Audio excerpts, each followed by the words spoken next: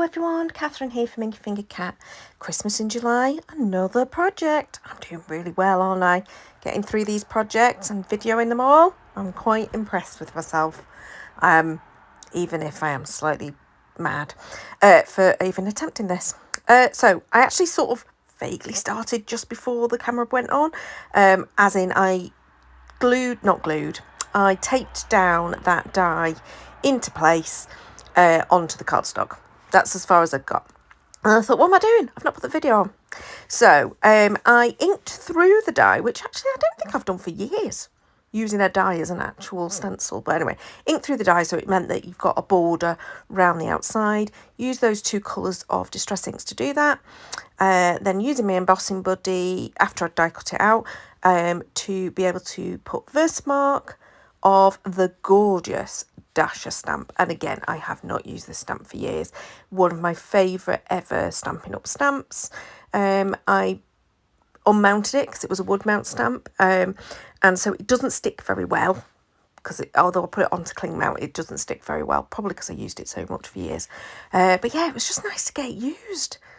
So embossed it in silver, and now I'm just using the waste of that piece of cardstock that I'd die cut from to add those same colours of Distress Inks. Pine Needles and Cracked Pistachio were the two colours I chose. And now I'm just having a little hunt through my dies, trying to find some leaves. So I want some bits coming out the side of that oval. I'd already decided on it being a grey card blank. So I've chosen frosted frames, not flames, frames, and I'm die cutting the two leaf panels that come out of that. It's actually one die cuts the two leaves. So I'm die cutting that out of that sort of inky paper.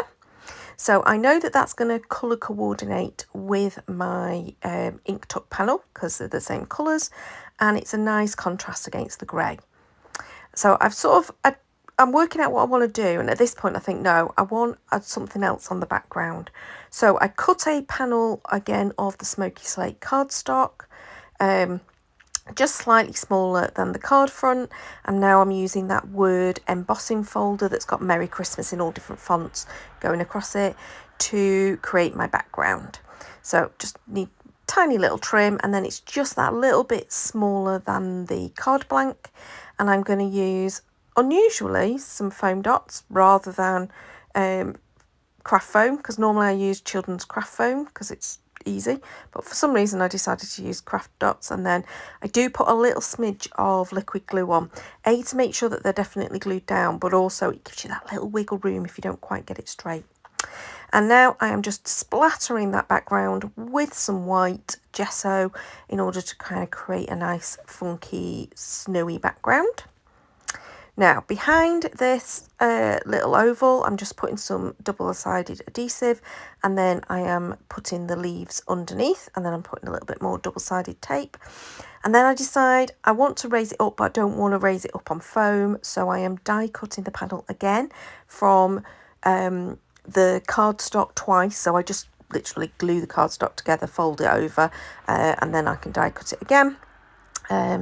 And using liquid glue as well as those little bits of double-sided adhesive to stick it together.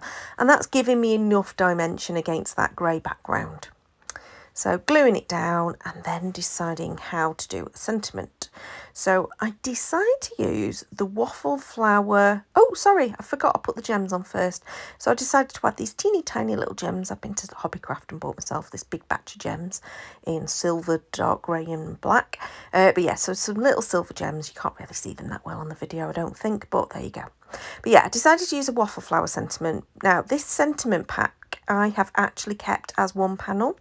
I haven't cut it apart, so it means I die cut it all in one go, which might seem wasteful, especially because some of those sentiments I'm never going to use. But do you know what? I think it's worth doing these jobs sometimes. Just die cut a whole load, and I've got them still on the desk to put somewhere, but I'll put them in a pouch of ready cut sentiments. But the one that I want is this one that says Merry Christmas, but I do need it backing. So I decided to go back to that waist, add a little bit more of the pine needles, and then I glue it into place under it. I do, however, have a problem with my glue bottle, and it's jammed and I'm poking at it, and so in the end it's just not working to do fine lines, so I just put some of the glue onto the desk and use my pick tool to be able to pick it up and put it into the place that I want to be in. And obviously I now need to clean up so I don't end up with glue everywhere, but that's given that time to dry, and then that means I've cut it out and it's got a little bit of a frame around it as well. So I just glue it down into place, and I decide that's the front of the card done. It does need a little bit of an insert. I mean, you would be able to write on that card in with the normal black pen, but yeah, I decided that it just needed a little bit of an insert to freshen it up on the inside. So there you go. It was quite simple, wasn't it? I mean, I have sped up the video, but it was a dead simple card to put together. And I wonder, how long has it been since you've managed to use your dies as stencil? Why do I never think to do that? So I hope you enjoyed. Please give me a thumbs up. Subscribe if you want to see more and hit the notification bell. But until next time, goodbye.